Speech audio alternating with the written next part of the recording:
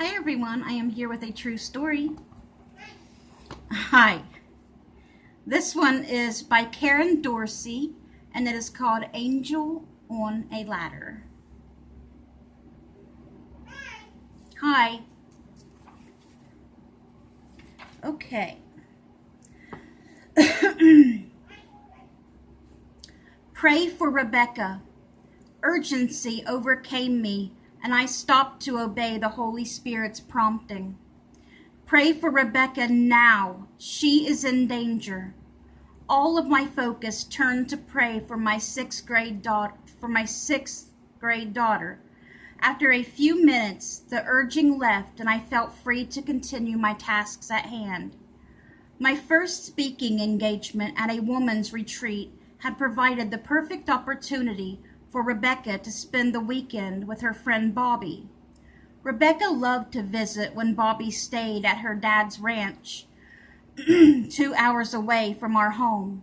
Cell phones didn't exist then, so I couldn't quickly call to check up on her. As I struggled to keep my focus on the retreat and to trust that God had heard the prayer he prompted, God reassured me of Rebecca's safety, but I couldn't help but think of scenarios that might have happened. Nestled between mountains with a river at the edge of the property, the ranch spoke of both serenity and adventure. Large pastures loomed as far as the eye could see. At the top of the property, a sturdy gate with the name of the ranch over it stood and keeping intruders out. Down the road, a rustic 2-bedroom farmhouse welcomed visitors. 2 barns graced the property.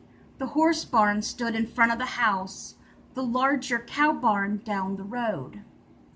It was so serene at the ranch that if Bobby and Rebecca had slept outside under the stars, the deer would have wakened them. But there was no lazy sleeping in at Bobby's dad's house. I knew the girls got up early to help with chores. I couldn't fathom any danger from the house. Surely the house couldn't have caught fire, although Rebecca did often speak of the burnt grilled cheese sandwiches they ate for lunch or dinner. Mom, even you don't burn them as bad as Bobby's dad. There was a fireplace in the living room. In the cold, wet climate, the girls spent hours in front of the fire, drying out after chores. Could it have started a house fire? I didn't think so. What about a 4-wheeler accident? Rebecca never complained about helping with chores at the ranch. She and Bobby got to drive a 4-wheeler around as they helped feed the animals and move hay. Bobby's dad had even taught Rebecca to drive the vehicle. One weekend, the girls had tried to cross from the cow pasture to another pasture. Winter rains had turned the ground into a mud pit, and the 4-wheeler had gotten stuck.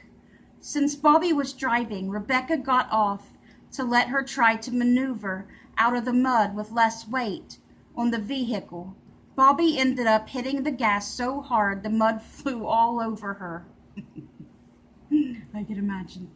I can picture that.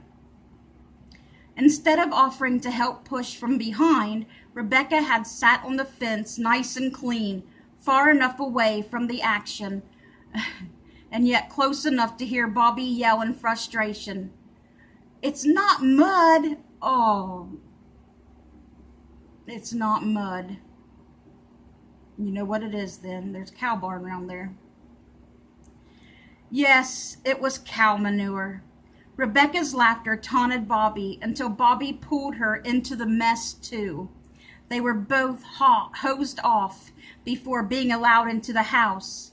Could she have slipped in the river and hit her head on a rock while fishing? Bobby and her dad had taught Rebecca how to fish. The day she came home with a picture of a large fish she had caught, I heard more about how she gagged learning to gut the fish and clean it than how she caught it. Their house rule was if you catch a fish, you eat it. Though Rebecca hated fish, somehow she managed to eat hers. The dangers of the ranch seemed as endless as the adventures. Had a cow or horse kicked her? What could have happened? I continued to pray in between retreat sessions and through the night. I knew my husband could reach me on the camp manager's phone if necessary, but I didn't really expect a call. I expected to hear a story of a near miss, but nothing prepared me for the real story Rebecca told me when we both arrived home the next day. That Saturday, Bobby's dad had needed to caulk some holes in the tin roof on the 20-foot tall horse barn. He invited both girls to climb the ladder and work beside him. Heights didn't scare Bobby or Rebecca, so they enjoyed helping. From the roof to the barn, they could see all around the ranch.